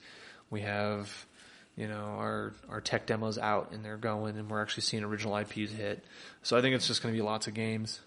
Nothing too crazy. We'll probably get one more round of remasters, And that's something like a Mass Effect series remaster. I would love that. Oh, everyone would love that. I would love that. We're not going to talk about it in this particular episode, but I do want to talk about HD remasters at some point because there's no quicker way to create an enemy or a friend than talking about HD remasters. Yeah. And speaking of HD remasters, I think that they're going to publicly say that Uncharted Trilogy comes out. And I think for two reasons. Number one, it's already been rumored, but number two, now that Uncharted 4 is being pushed, what better way and what better marketing window than to have it this fall? Yeah. In basically the void that Uncharted 4 is going to leave. So it's still, Sony doesn't really have anything in fall now. I hate to say it, but I hope you get some more hours out of Bloodborne because they don't have a lot coming out. I'm telling you right now, there's going to be at least one big game coming out this fall that we don't know about. Yeah, I'd say it's going to be Last Guardian. I wasn't even going to bring it up because I know Sony ain't. No, here's the thing, Devin. Sonic Boom. I want us to make a bet. Okay, I'm betting you a pizza. Okay. I'm betting you a pizza that Last Guardian is announced and it's coming this fall. Here's one of my reasons is we know the taste it now. That Little Caesars with the bacon around the edges. I thought you were going to say you can taste the game. That's what I taste right now. I taste Last Guardian for two reasons. We know it's not out of development. It's still in development. And in the past, Sony has not... These quotes, you can't see them, but they're getting thrown around left and right. In development? Yeah. What does that mean? What does in development mean? Magnets, anyway. How do they work? That's another good question. Unequal mystery. But in the past, when a game is just not going well in development, Sony is quick to just throw the axe at it and just say it's dead, cut our losses, get out. They've done it before. It was dead for about an hour last year, remember? That kerfuffle? Oh man, I felt like a family member died. I was at Twitter. Mourn? I did mourn. It emotionally affected me. And then an hour later, just, They're like, whoa, hold on now. It's not dead. As they shifty looking around. It's totally still a thing. Meanwhile, Shuhei Yoshida's like, get it back in development now. Mobile for Japan only. No, that's not happening. It's coming out on the PlayStation 4. Okay. I think it's obvious at this point, this game has been just basically destroyed and rebuilt from the ground up Several times. At least once, perhaps more. It's on the PS4. It's going to be exclusive to PS4. Yep. And they outsourced some of the work to Sony Santa Monica. This was also based on rumor. Who really knows what's happening with this game? But I think that for Sony, if they don't announce it, it doesn't have to come out this fall necessarily. But I don't think that they're going to talk about it at all until they absolutely know it's within 6 months of launch. Because they cannot do this to us anymore. I think that when we hear about that game the again, frustration in your voice. I'm frustrated, but I mean, my heart. Just believe with me for a minute. Jump into my world, okay? No. If they say anything about it, it's coming out. Putting these marketing things down my throat. Well, your believes and you're beyond. And you jump in and believe. It only does everything. It only does. I do think Last Guardian is going to be at E3. I'd say you're going to be.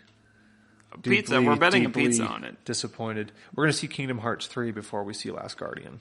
Ooh. And that is still at least a year out because they changed. I feel like we have another pizza engines. On the table right here. Oh, okay. We're talking 2 pizzas or pizza Double and down beer. Pizza and beer. Okay. Pizza and beer because I think that Kingdom Hearts 3 is like what, a year or 2? At least a year away. At least a year. I don't even think didn't they just say they just started development on that thing? No, they changed the engine. They're doing the Unreal Engine, which that's... Okay, that should just take a weekend to just plug that thing right switching engines especially the way they work, that's so easy. Developers write in. Tell us how easy that is. They're basically like Activision. They just develop it yearly and, they can just... Yeah. Okay, well, I guess we can wind it down. My big prediction is Last Guardian makes an appearance. Gravity Rush is coming out on PS4. That's my other prediction. Okay. That was a rumor. I think it showed up on some French, storefront at some point. The French, they ruin everything. Yeah. But here's the thing: Gravity Rush, which it's kind of, first of all, it's a Vita IP, so already we're talking like 50 people in the wild have played Gravity Rush. Mm-hmm. I'm kidding, of course. Only maybe 54. Maybe 54, but Gravity Rush is coming to the PS4. It's going to have some quasi-HD update. Gravity Rush 2 is going to be announced and for PS4 at E3. So is it going to be you buy 2, you get 1 free? No. No? Okay. But, who knows? Maybe. Media Molecule is going to they're going to announce their game finally. We don't know what they're working on. Last E3, they had a really weird, tech demo. Do you remember this? They had, the PlayStation Moves. Media Molecule, of course, developer of Sackboy and Company of Little Big Planet. They came out and they had, PlayStation Moves. So they already lost 80% of the audience. But got up to go to the bathroom. They're moving around and they had these character models that were kind of dancing and moving with the PlayStation. It was really bizarre. Mm-hmm. But they kind of showed us some world building type thing. My prediction is that it is going to involve the PlayStation Move possibly, but it's not built on the PS Move. Okay. And that is going to have functionality, but and it's also going to have functionality with the Morpheus. That's my guess. I keep forgetting about these damn VR headsets. Yeah, well, it's easy to easy to forget about. No one's going to buy these for the consoles. For me, I'm buying them. I'm sorry. Just get one for your PC. I don't want play one your for Steam my games on it. I don't play Steam. It's overpriced. It is over. But they haven't even announced that. I think they are going to tell us when the Morpheus is coming out. They're going to give us a window, but they're not going to have a price. We need to see some software for these things. That's what we need to see. That's true. Morpheus is going to have a stage presence. That is. Okay. I guess I can shut up now. I guess I can shut up. We said a lot. We spit some hot fire. We did. We gave it a good hour 15, hour 10, Man, something like that. I might have to size this thing down a bit. Yeah, you'll have to, all that swearing. Give it the axe. That time you almost hit me in the face, you have to trim all that out. Well, at least we know that we're betting a pizza, and it's basically a lock for me. Okay. Pizza's coming home, boy. I can just taste it, but if that keeps you getting up in the morning, that's fine by me. Well, let's end it there. This is the first Fireside Chat. This is going to be bi-weekly podcast. You'll hear Devin from time to time. Not quite sure how the format works out on this podcast, but we're feeling it out. We're putting our feelers out there. Any closing thoughts, Devin? It's an absolute pleasure to be here. It's fun to get back in the podcast seat with you, Sonic especially. And hate to say it, but write in. Let us know what you think. Oh, yeah. You can write in, push the circle button at gmail.com. Tell us you love us. Tell us you hate us. Any feedback is welcome. Any feedback is welcome. Love it. Yep. Bad feedback is just as important as good feedback in my world. I'd give you my Twitter handle, but I usually just tweet like once a week, and it's like raccoon facts or something stupid. So I'm not even going to worry about that. I have my Twitter handle at the end of the podcast, so if you want us to eventually plug you in, we can do that. Well, if I don't tweet very often. So. Okay, I don't either, but maybe this show changes that. Anyway, thanks for the first fireside chat with your boy Matt and Sonic Boom in the Room, Devin. Thank you.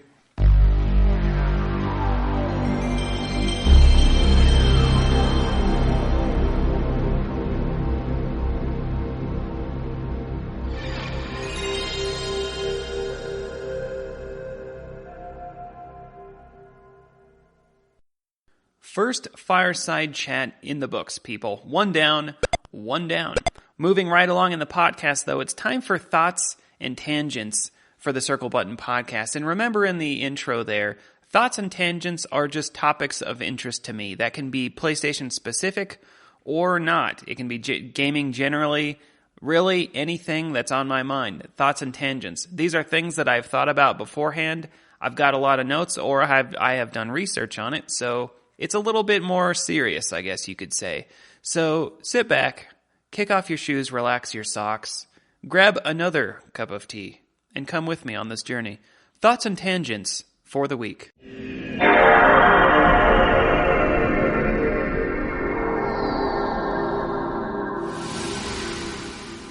All right, my topic is a little bit meta today, my people. I want to talk about, the topic is common perceptions and, I guess, stereotypes of gamers, which we've heard a million times. But I wanted to kind of use esports as like a springboard into that topic. And what really got me thinking about this was a few months ago, I don't remember when this was, it was somewhat recent, I was listening to ESPN Radio, which also, they have a national ESPN Radio, which is like Mike and Mike in the morning, Colin Cowherd, etc. But they also have like regional ESPN. So this was regional ESPN.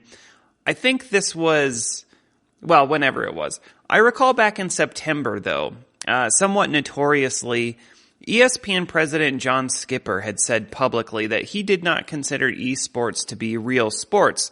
Of course, esports is short for electronic sports, which is, organized competitive video gaming. Something that's really grown in popularity in the last 10 years. Very popular elsewhere in the world. Korea comes to mind. I believe it's pretty popular in China as well.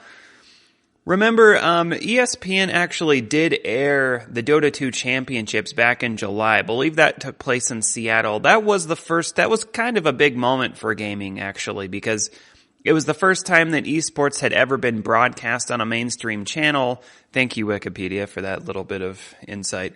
So, okay, let me take this back to this conversation I heard on ESPN Radio just a month or two ago, whenever it was. So I'm listening to ESPN Radio. They're talking about esports, and for some reason, esports had come up in the topic in the news somehow, and they're just completely just dismissing it as a sport, which is fine. And let me make clear that everybody's entitled to their opinion on anything. Last time I checked, it's a free country. We can think whatever, we can have whatever attitude we want about anything, and that's totally fine. I totally support that. But they were basically, saying they didn't think video games was a sport, should be a sport, kind of implying that ESPN should have nothing to do with it. Just generally. So that part of the conversation was fine. Okay, fine. Esports, to be honest with you, whether or not you consider esports to be a sport is really beside the point to me. I love video games. I grew up playing sports and video games. I have a passion for both. At this point in my life, I would most times rather play a video game than play a sport. But the fact that someone else doesn't take video games as seriously as me is fine, just fine by me. Just like, I don't give a damn about bowling, and I think that's ridiculous. Anyone else's opinion regarding whether or not video games, even being played competitively is any kind of sport is completely innocuous to me. I don't really care. I can certainly see the argument, and I probably agree when I really think about it, that video games are not a sport in the traditional sense. Sports to me implies physical activity, which video games is not physical activity. It is competitive though, so there's a common thread there, and I'm going to touch on that a bit later. But anyways, the part of the conversation that really kind of started to piss me off, to be frank, they were just kind of, looking at esports, and I think from an outsider's perspective, looking in on esports, it's a very polarizing topic, I think. But because they started talking about, excuse me, hold on a minute. Oh man, I'm kind of congested at the moment.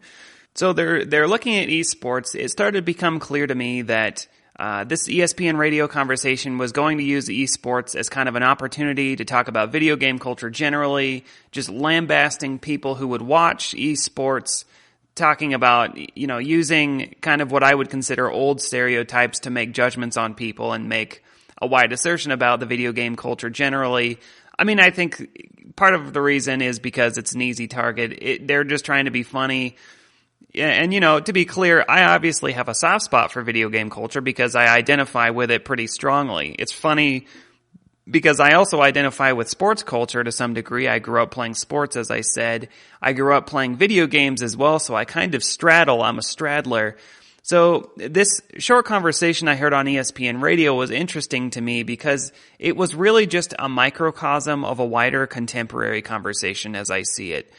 First and foremost, there's this age-old rivalry to me between just generally jocks and nerds, I guess, as I see it.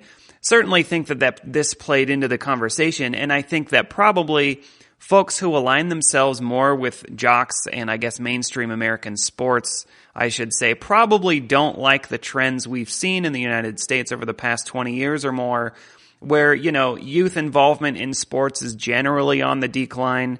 Kids are spending less time outside. Obesity rates are increasing. Kids are spending more time in front of screens and media, etc. Meanwhile, video games are huge in popularity, growing, and all the research suggests that. The thing about this conversation that's funny to me is that many folks still don't want to really acknowledge, in my opinion, the wider social implication of what video games are today. And I don't necessarily mean what they are in terms of the games themselves, but the cultural relevance they hold in society today, not just in the United States, but worldwide. I can even recall when ESPN announced it was going to be airing the Dota 2 championships back in July. A lot of people were vocal on Twitter and Facebook on both sides. A pretty divisive conversation or a pretty divisive issue, using it kind of as a moment of reflection as a society, I think, to be meta. Like I said, it's a meta podcast today. It's a meta topic. People are looking at it pretty polarized in saying, they were saying, what have we as a country come to when we are broadcasting video games and where a stadium is filled with 40,000 people plus who are watching video games being played competitively? I think for a lot of people, it's still, regardless of the social and cultural relevance of video games, look at that and they scratch their head and they say, what is wrong with us? And this is really the irony of the whole conversation to me, because what I would say to folks who are pretty negative on video games and video game culture, I would say people who would say esports are ridiculous and people who watch esports are ridiculous.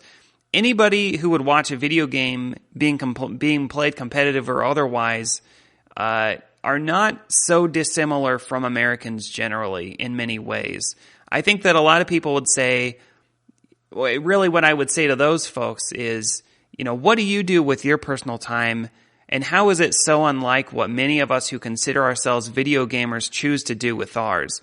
Specifically, folks, and this is coming back to the ESPN conversation, specifically folks who watch sports, because this certainly applies to Americans generally.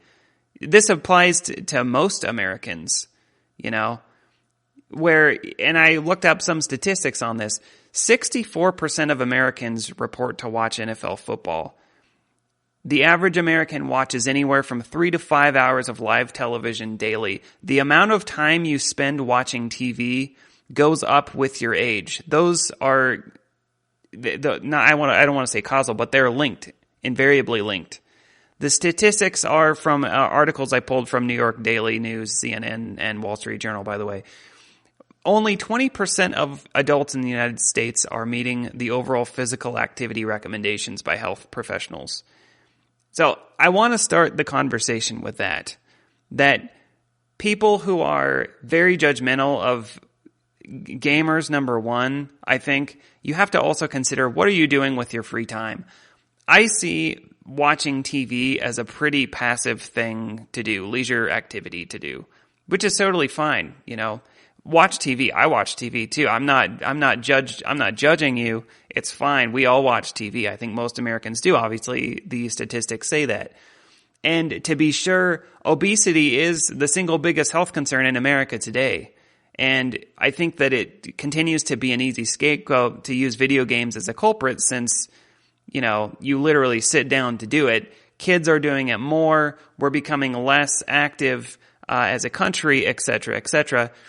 So I guess peeling back the layers of this onion, number one, I find it ironic that people who report on sports and probably spend a great deal of their time watching sports being played are criticizing and critiquing a massive demographic of people who are essentially doing the same thing in an area of interest that they don't share, that these ESPN folks don't share, which is fine. Both of which, I want to remind you, are a celebration and spectacle of competition. By the way, ESPN airs poker. Last time I checked, you sit on your ass to do that one, so that doesn't make sense to me either, which is fine. The other thing that was funny to me is that immediately after lambasting video game culture, you know, they start taking calls for fantasy football picks in leagues, which is essentially, you know, the mainstream sports equivalent of Dungeons and Dragons as I see it.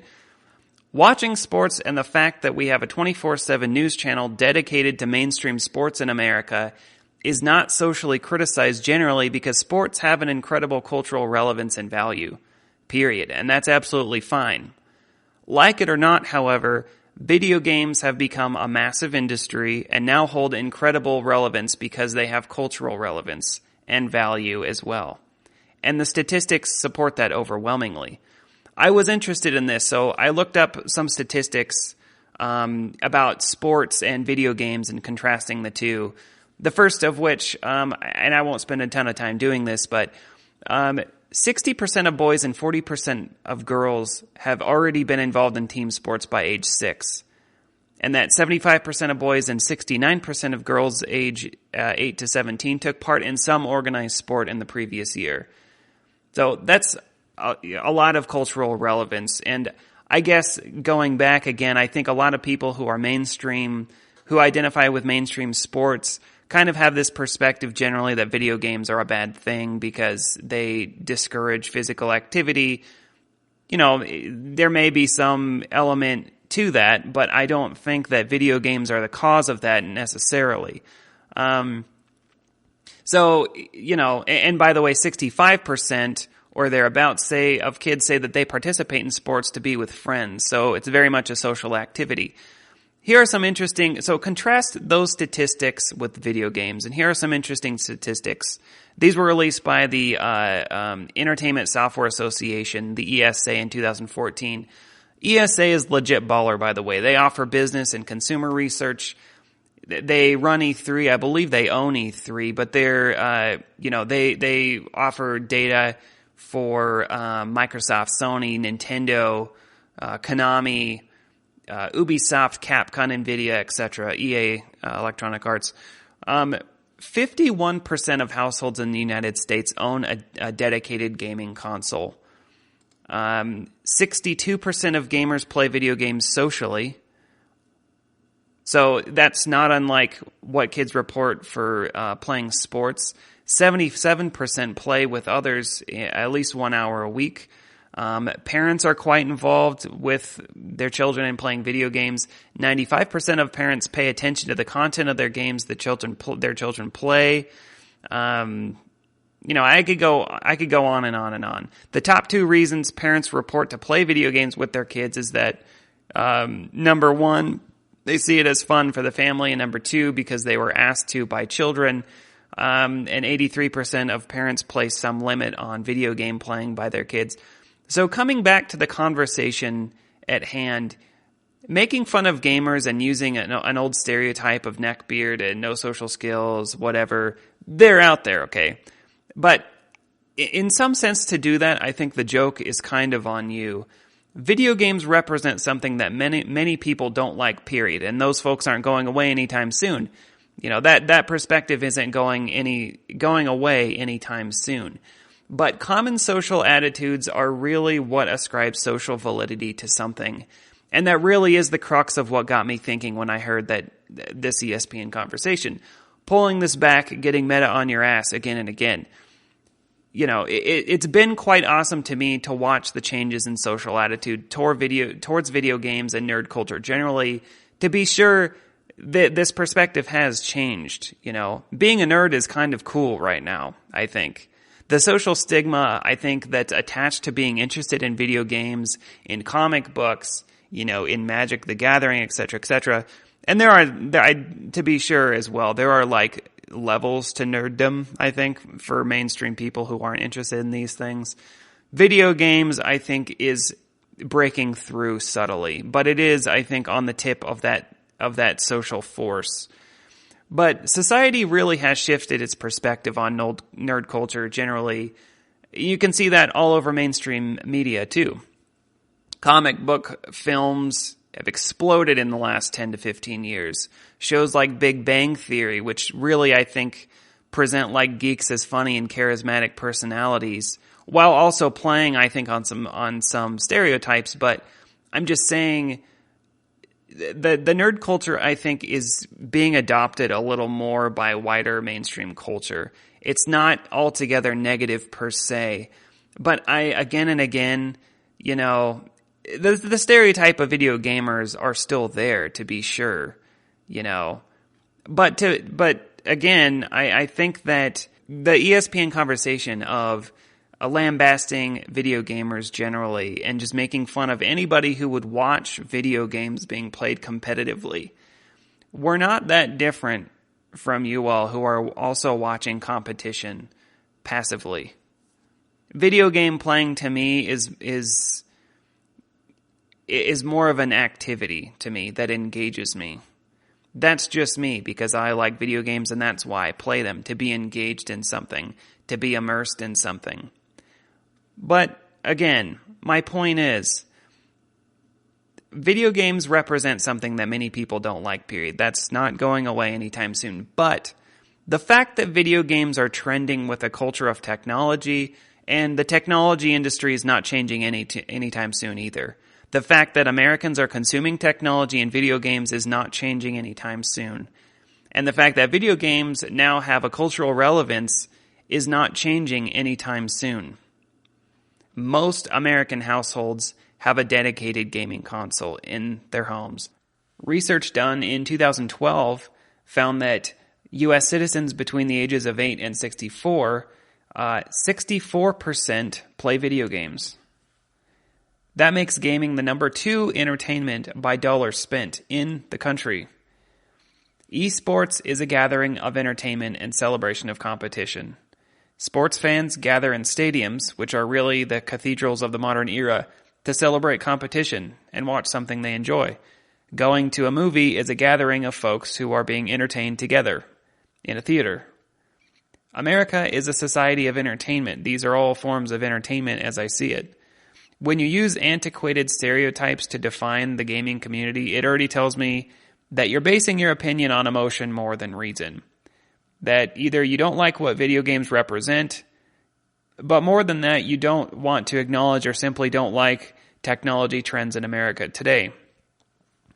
At the same time, you don't see the simple similarities between watching football, for example, and watching Halo, watching a video game. You know, you watch sports on ESPN, we watch games on Twitch. The difference is not the act, the difference is just the context. And by the way, my fellow gamers, this is a two-way street. I have friends that hate sports, and they judge sports fans the same way. It's not that different. You know, you give me socially challenged neckbeard as the typical gamer, I give you beer belly loudmouth as the typical sports fan, neither of which is the case most of the time. So, to criticize video gamers and video game culture, it now represents most Americans. So I guess for the lack of a better way to explain it, my people, I don't think they hate the players. I think they hate the games.